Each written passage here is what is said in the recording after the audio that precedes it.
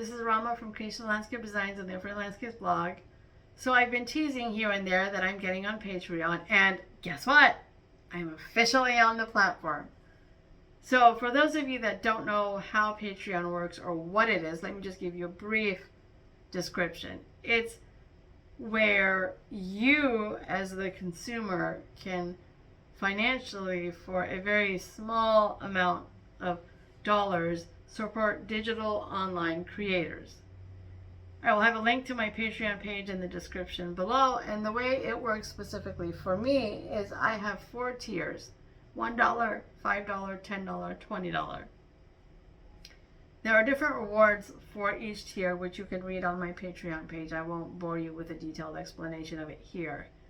And my goal in creating this Patreon account, as is my goal for being able to monetize my YouTube channel, is to be able to use any funds I get and being able to purchase better equipment with which to make YouTube videos with.